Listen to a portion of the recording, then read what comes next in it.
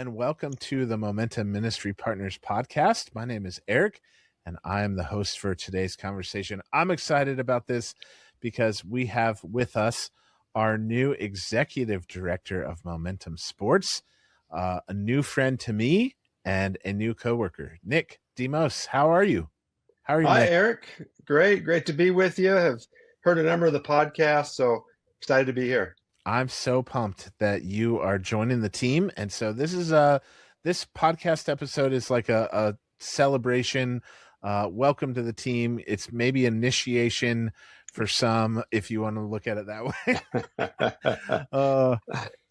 It's good. Tell us a little bit about yourself. You've been a pastor on staff at CCV, Christ Church of the Valley in Phoenix, Arizona, for how many years?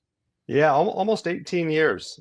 Dude, So let's yeah, it's go. been a great ride. God did so much more through that ministry than we ever could have hoped for or imagined. But excited for this new chapter with Momentum. And part of what's really exciting is just as I've learned more about the other branches that Momentum Ministry Partners is already offering, cool to be able to step into that fold and just kind of keep building that puzzle together. Yeah.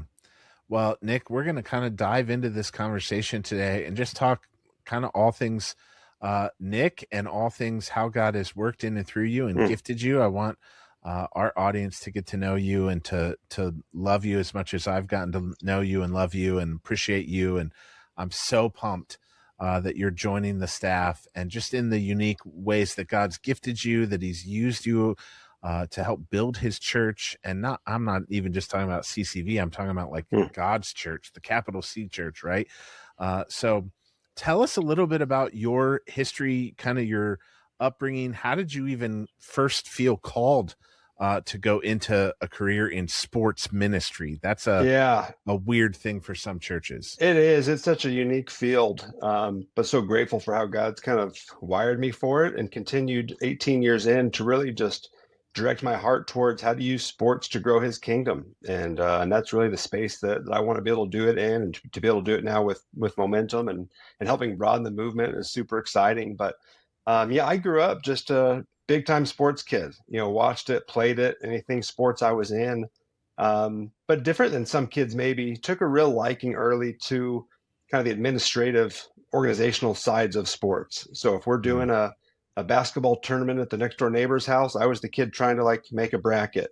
If we're at a club tournament, I'm figuring out, all right, what are the tiebreakers? How many points do we need to get out of the bracket? Or even today, like the basketball season, just finished, and I love what are the permutations and formulas of how many more wins do we need to get through and that seed. So really took a liking to those things, not knowing what that would lead to. And really thought I would be a teacher, coach, athletic director. So loved kids.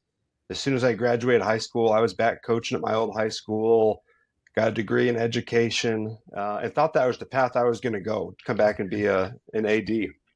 And, when you talk about calling, the way God wired it for me, some people feel a real clear calling to go into ministry or to go into a certain sector. For me, it was more of one of those where you kind of can connect the dots only by looking backwards. And once you see it, what God's done. So I went away to grad school, got a master's in sports leadership, came back, thought I was going to be a high school AD. And at the last minute, God closed a door that I thought I was ready to step through. My dad had been on staff with the sports ministry at CCV about a year before me. And he said, hey, I need someone to come run the rec soccer program.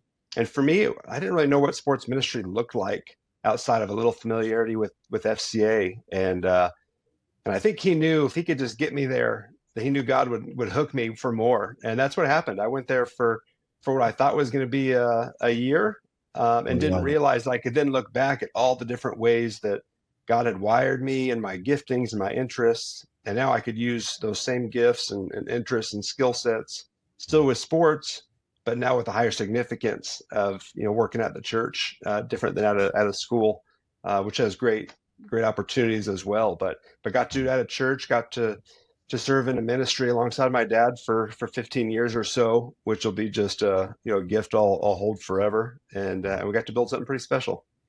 That's amazing. I love hearing those stories, Nick, where you kind of hindsight's 20/20 and you look back and you're like, oh, this thing connected to this part and this piece fit here. And when it's like King David, like you Mm, never would imagine that, like, the shepherd boy who killed the lion and the bear and played yeah. the harp, and like all these weird little pieces suddenly fit together, and you're like, oh, that makes sense. That's Yeah, and awesome. you need those pieces to build towards the big moment. You just don't know it till you get there. Yeah.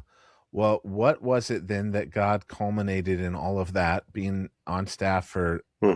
almost 2 decades at CCV, helping plant churches? What was it then that led to this point now where you're like, hey, I think I'm going to join the staff at Momentum?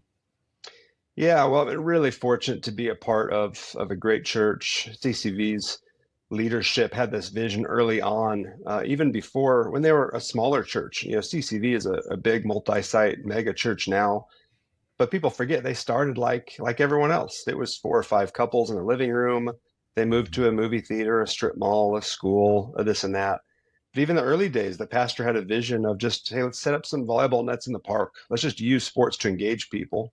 And when they did move on to a larger property in the early 2000s, they had this big vision of how to use fields and basketball courts to reach the community, and has done it really successfully. And they continue to thrive and be real impact players here in the Valley of Phoenix.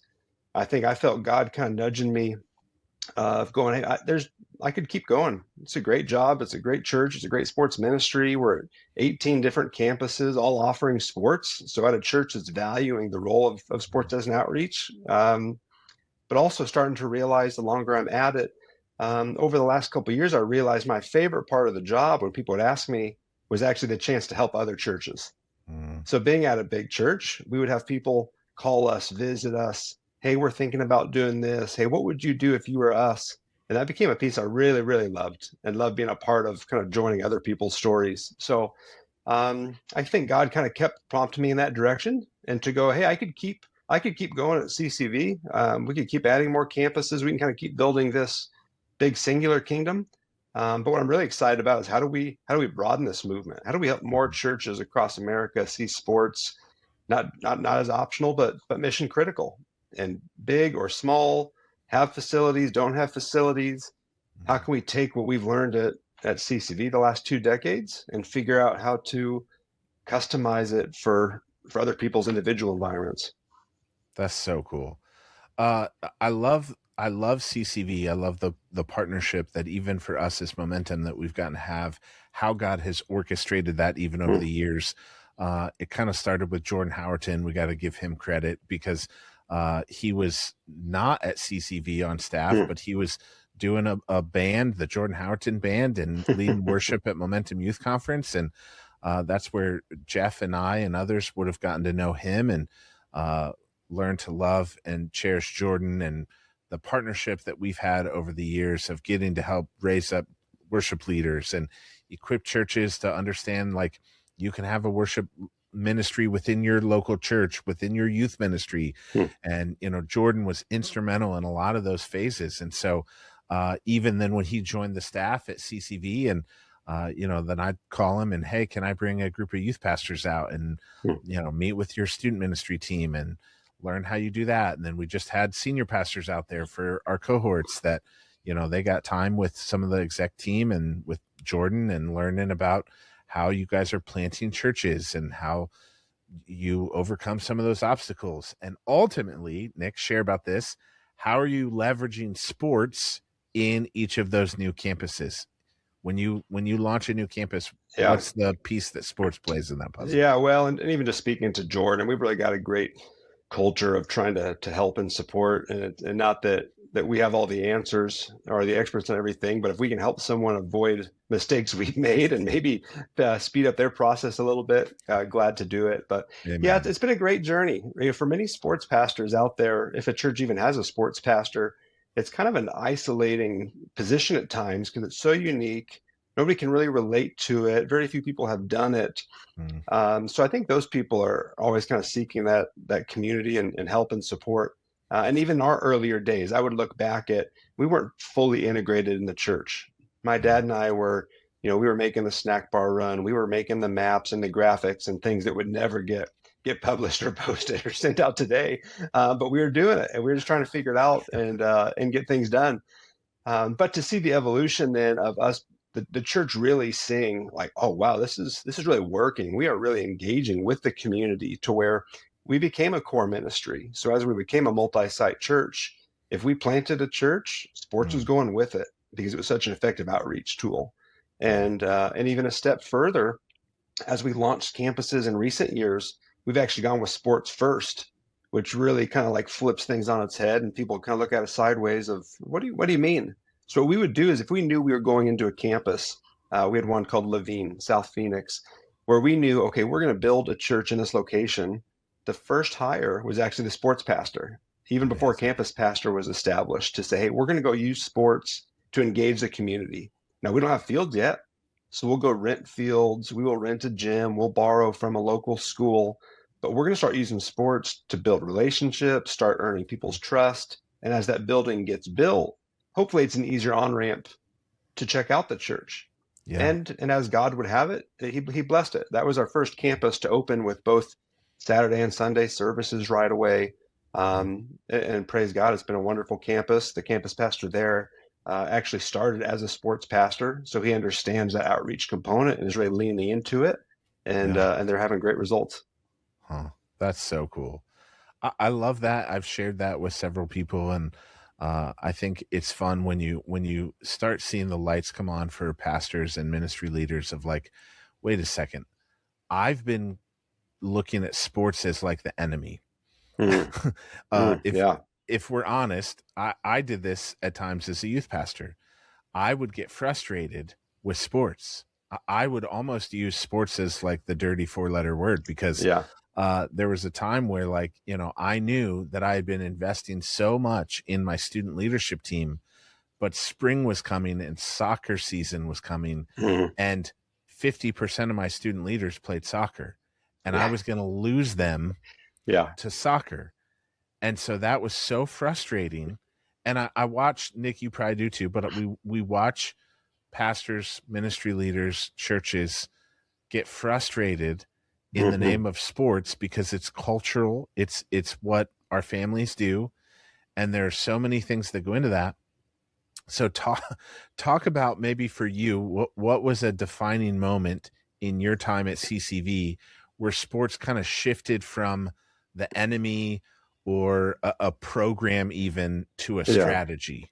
Yeah, I think the reality is that it's such an easy excuse of why maybe somebody's not at church because, oh, they're at sports, they're this or that. And I do think we for sure have to have proper guardrails around sports because it is a god for many people. And I think that was part of the movement, maybe from just a program to being included as a core ministry, which the church, I think, recognized and trusted us enough to say, hey, these guys, we're not just trying to make sports the god. We're not trying to make Mhm. sports the church. Sports only exists to be an outreach to the community to then get them connected to the local church and into a relationship with Jesus Christ. It's for Yeah. no other reason than that. So being able to control the environment in such a way of, hey, we can dictate by running our own sports programs, we can dictate how often are we going to practice, when are or aren't we going to play our games, how can we be strategic to partner up with the church. So I think for sure the more you can control the environment, you can eliminate some of those excuses. But the reality is, club ball, travel ball, AAU, that's out there. It's not going away. So we've got to Yeah. figure out as a church, how can we lean into it and be welcoming when those people are there, or create other environments to get those students connected. And maybe it's at a different day and time. Our church even started offering Monday night services, knowing, man, we know the weekends are busy. Some people travel, they travel for work, they may have a home up in the mountains or doing sports. How do we create another environment where we're going to be able to keep these families included as Mhm. opposed to just butting up against it? So I think that's some Yeah. of what I think we'd like to be able to help as we talk with churches is just Mhm. how do we lean into it more? How do we have an impact in the community? Can we leverage our congregation? Can we help give them the tools to go be the hands and feet of Jesus out in the community? How can they Yeah. go make a difference for their church? We see our teams, about 5% of the CCV teams are club teams. They're traveling, Mhm. they're competing at the highest level, but they're doing incredible work. If they are traveling, they're finding a local church to go to. They're holding team devotionals and meetings. They're inviting the other team to pray with them after every single game. And just last week, I know we got an email about a big time tournament. We had a team playing in Indianapolis, and they wrote in saying the highlight of our week was this team from Phoenix that we didn't know anything about. And all of a sudden we see these two teams that just had a great battle. Now they're integrated. We're alternating jersey colors. We're locked arm in arms, and they're praying. And now we're actually, we're really being the light in the community. So I think we want to make sure we don't lose the opportunity to witness by just pushing against the sports. Yeah, I love that. I've been saying in reference to sports, I'm like, it's almost that if you can't beat them, join them. And so not that we want sports to be an idol, or as you said, to be a god. We want God to be on the throne, but the leverage everything for the gospel. And so for a lot of our churches to understand, like, see it as a disciple making opportunity. And we're going to talk next week on the podcast episode. We're going to have Brian Smith and Ed Uzinski from Away Game, the co-authors of that book. And they've been doing stuff with FCA and Athletes in Action. So check out that episode. But we're going to talk even with them about like that mindset shift for churches. And I think that's something that even has begun happening in me and in my life, Nick, because of you and Donnie and others who are helping me even understand, no, don't just be frustrated with sports, but leverage it for the gospel. Use it as a beneficial tool to open doors for people to come into the church or rub shoulders with the church. And it's crazy that I've never really thought about it that way, because I often would say, the best person to reach the girls volleyball team is a student on the girls volleyball team. So like, then to like on, one out of one side of my mouth, I might say that, but then it's another thing out of the other side of my mouth to be frustrated when that girl's not there at youth group because she's at volleyball practice. Like, wait a second, how am I equipping her to go be a disciple who's making disciples who live and love like Jesus in that context? If I'm annoyed secretly and frustrated that she's gone, well, then I'm not doing that. That's not my perspective. Yeah. So why would you believe, I've heard you guys say it this way, that like sports is one of the most effective front doors to the local church right now? Elaborate a little bit on that phrase or that topic.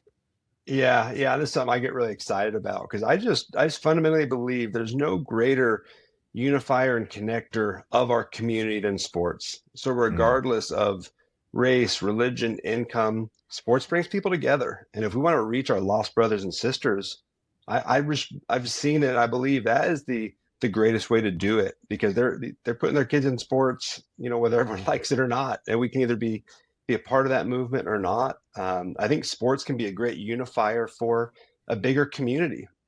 The shirt I've got on here, this is my favorite football club in England. For Americans, we'd call it a soccer team.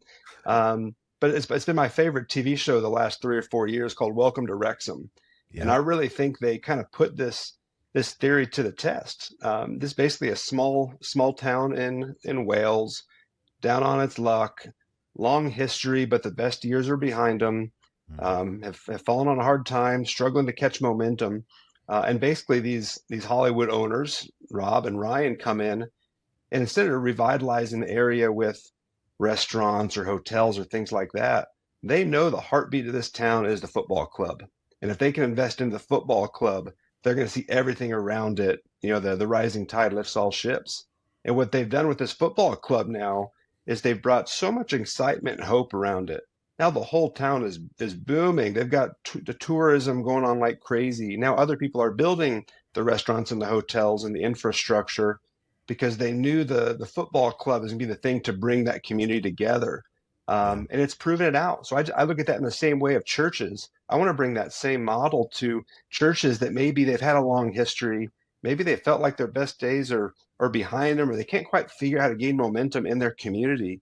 And to help them catch that vision of, I really believe sports is that way to connect with the community. So for churches that are having trouble with the outreach, how do we figure out how to do sports in some way? It may not be the CCV model for most, of doing leagues and multi-site. But there's so many other ways. There are great other ministries out there that put on fantasy football leagues. It could be a dodgeball or a kickball night for a youth ministry. Just how do we create environments that's engaging to the community?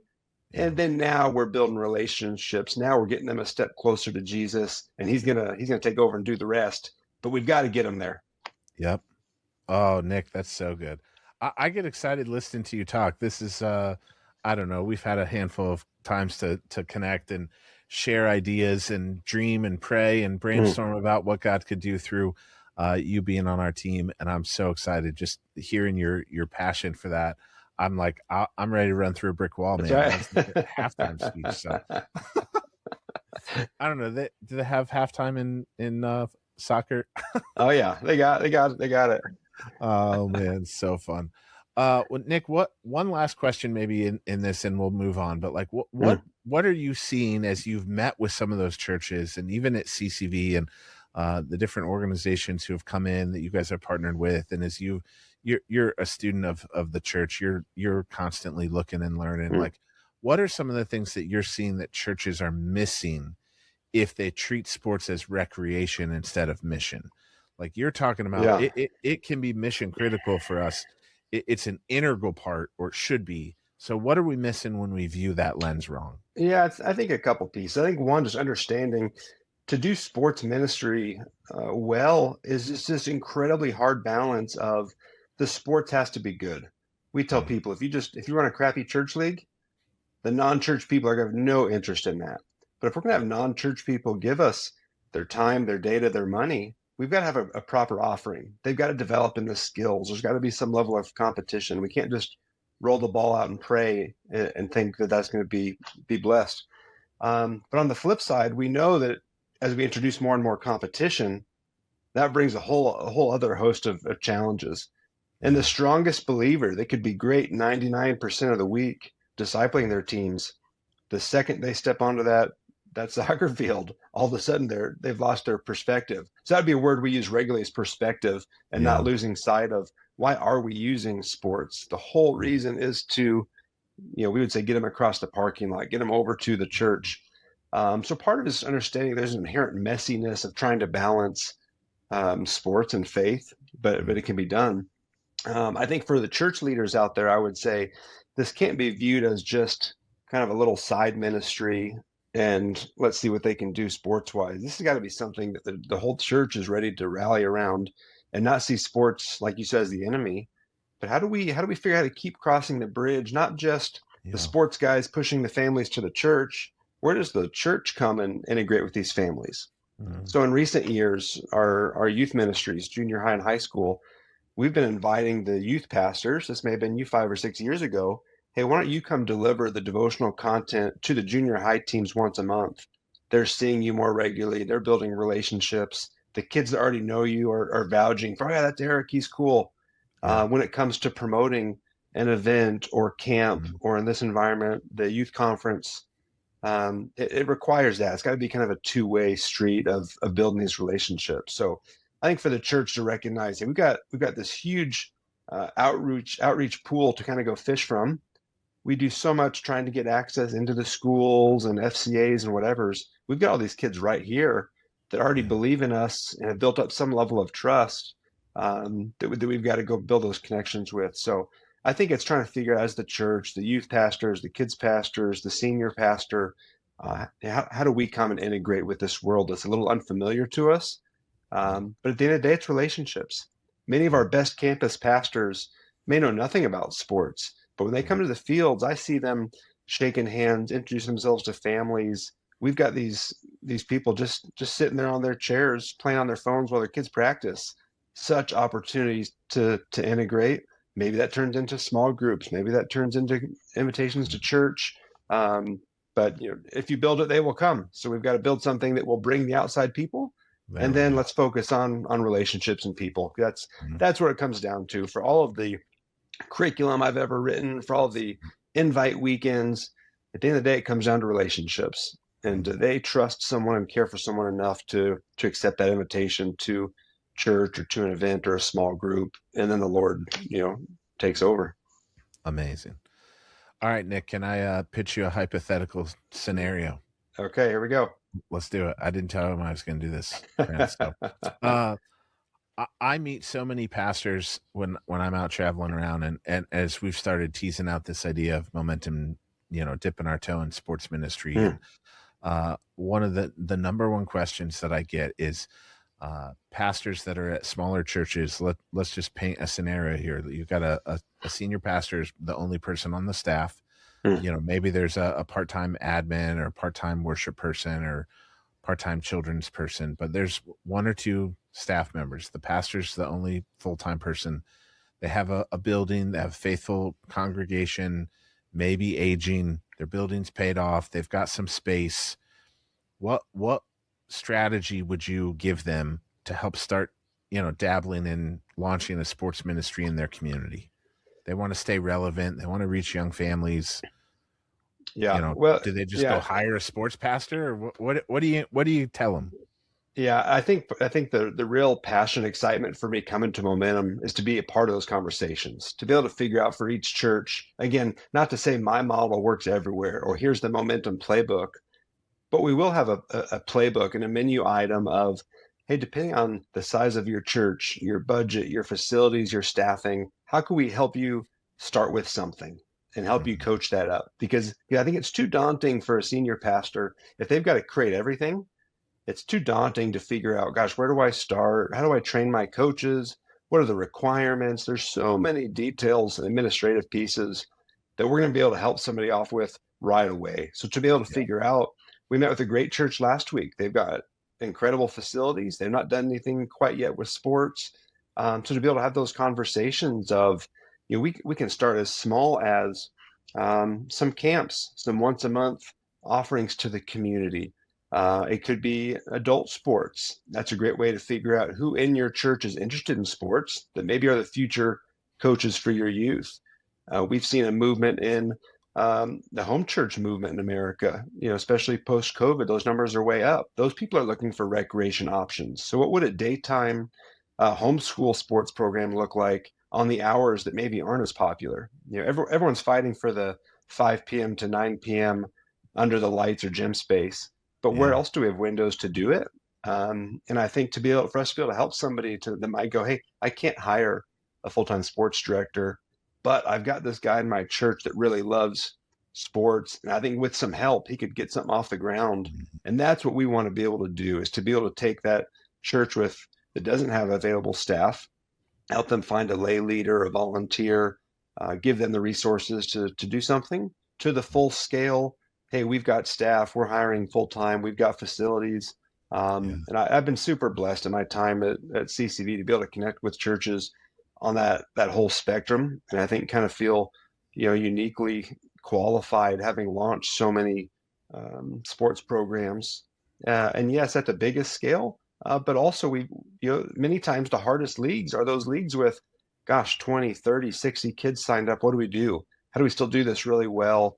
And kind of the experience to help people scale things, I think, is what yeah. I'm really excited about, to say, hey, we can use sports in some way to reach your community, whether you're hosting it or not, or whatever. I think there's a whole Yeah. world, a whole spectrum out there.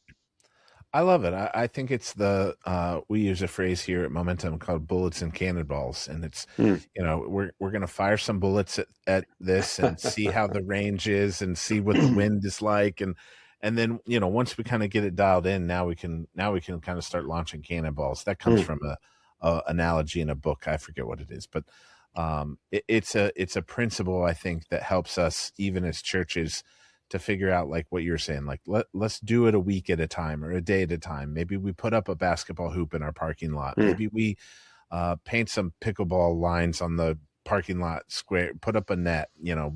What would it look like to use your green space for a soccer, and do a pickup soccer game with the community on a Sunday afternoon after church?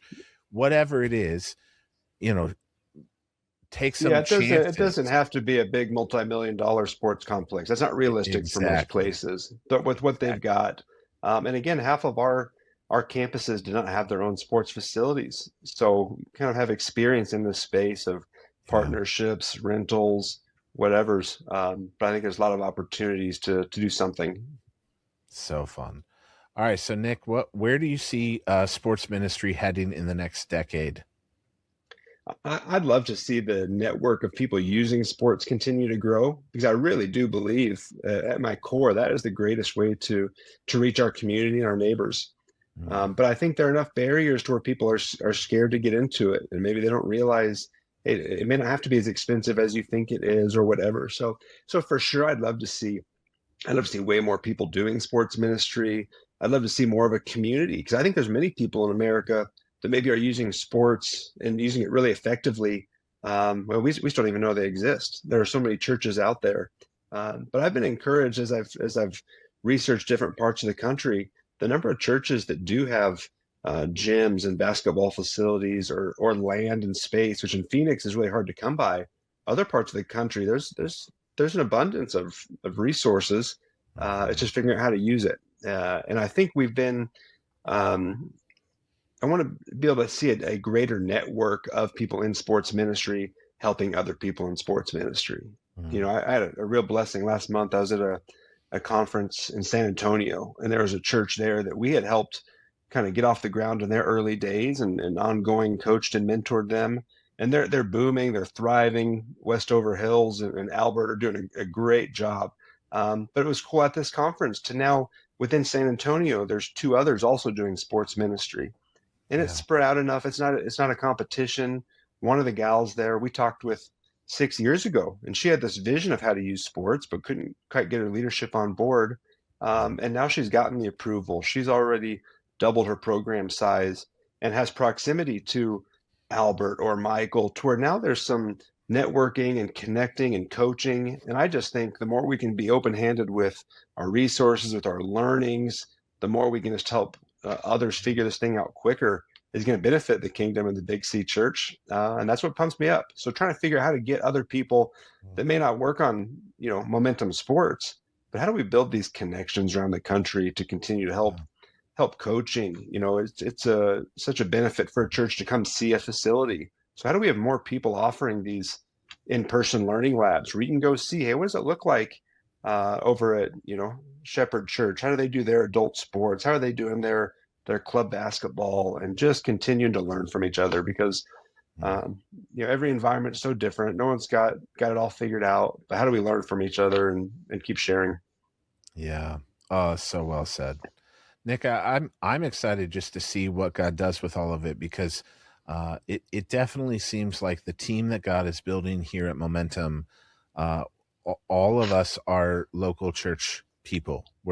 We're pastors, we're shepherds. We love the local church. We do not want to be the stereotypical parachurch ministry. We want to help come alongside the local Hmm. church. And the beautiful thing is from the top down, our leadership with Jeff Bogue, who's a senior pastor at a local church.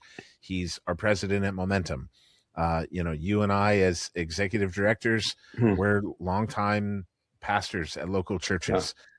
Donnie was a sports pastor. Donnie's our vice president. He's been on the podcast. He was a sports ministry pastor at a church, and he helped build it from nothing Hmm. and Hmm. grew the ministry. And so even when you look at like Tim and Rob at our LA and Philly urban centers, like those guys are local church staff members as well. And they're passionate about making Jesus make sense and sharing the gospel and reaching their communities. So n- none of us are like, 30 years ago when I was, Yeah. we're current practitioners. We want to stay connected and plugged into our local churches as well. And I think there's something beautiful about that God is using and we're seeing happen and we're seeing play out. And as we get to partner with local churches and help you strategize, what are the resources that are at your disposal, as you said? What are the things that you can do? And we'll help you. We'll help you brainstorm. We'll help you be creative. We'll help you pray through that process. So, Right. Yeah. And Nick, it's not about, excuse me, it's not about momentum being famous. It's correct. not, hey, we want to see momentum just take over the world. It is that heartbeat for the local church.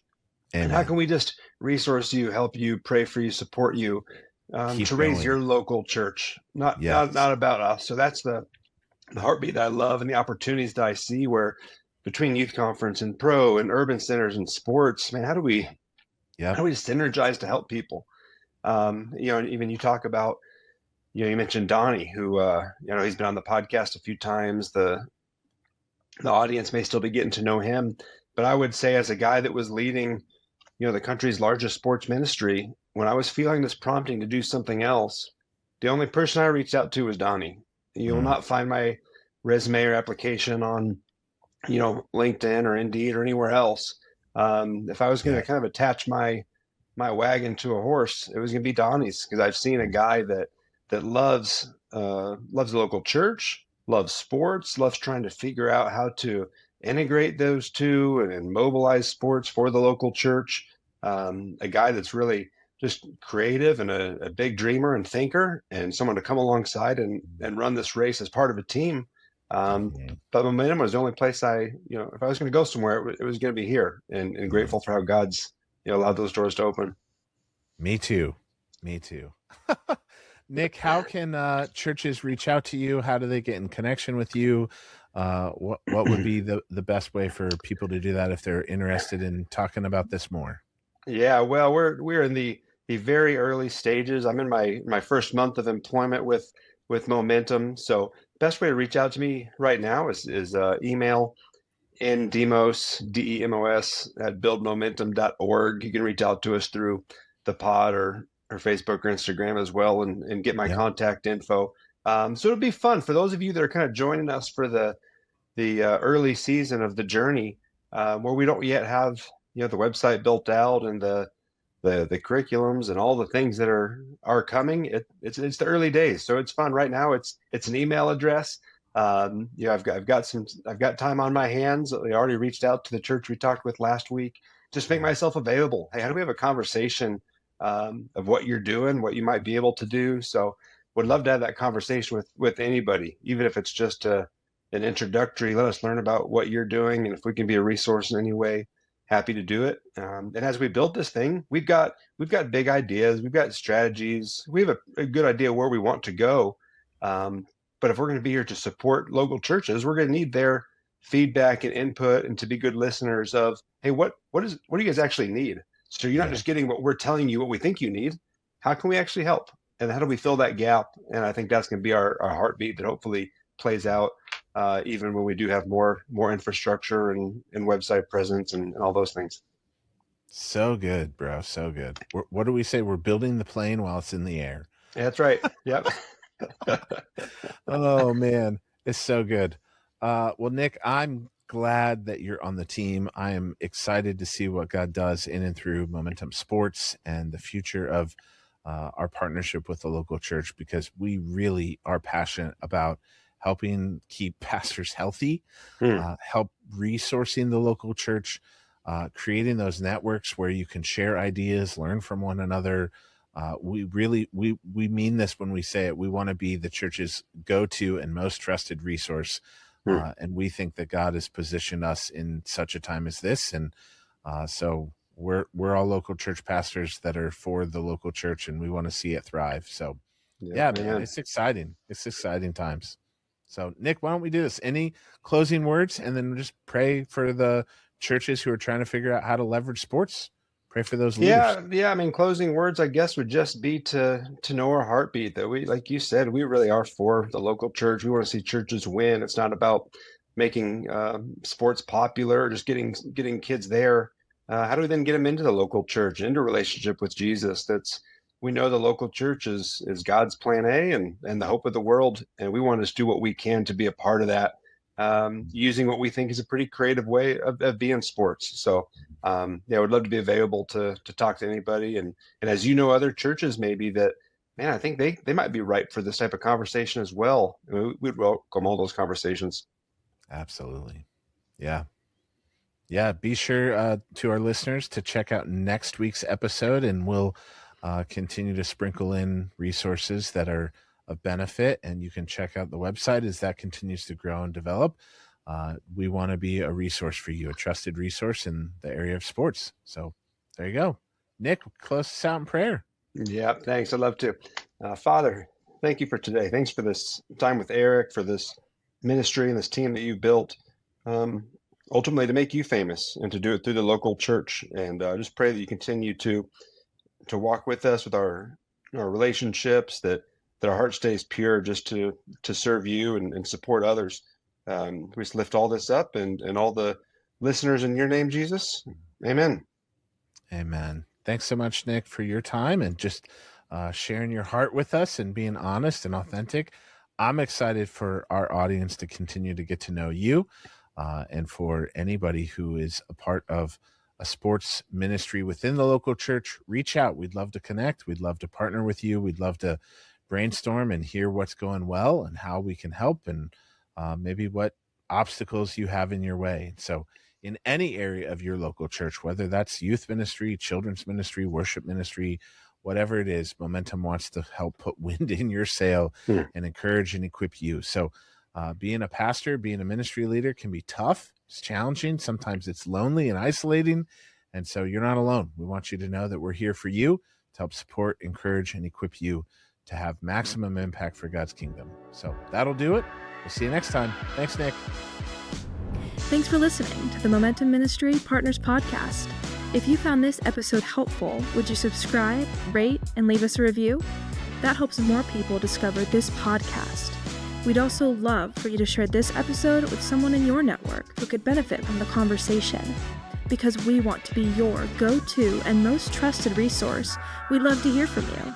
If you have a question or a topic you'd like us to cover in a future episode, send us an email to info@buildmomentum.org. Or you can send us a DM on any of our social media platforms.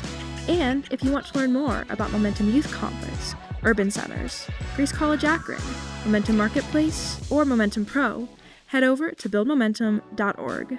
Thanks again for joining us, and we'll see you next time.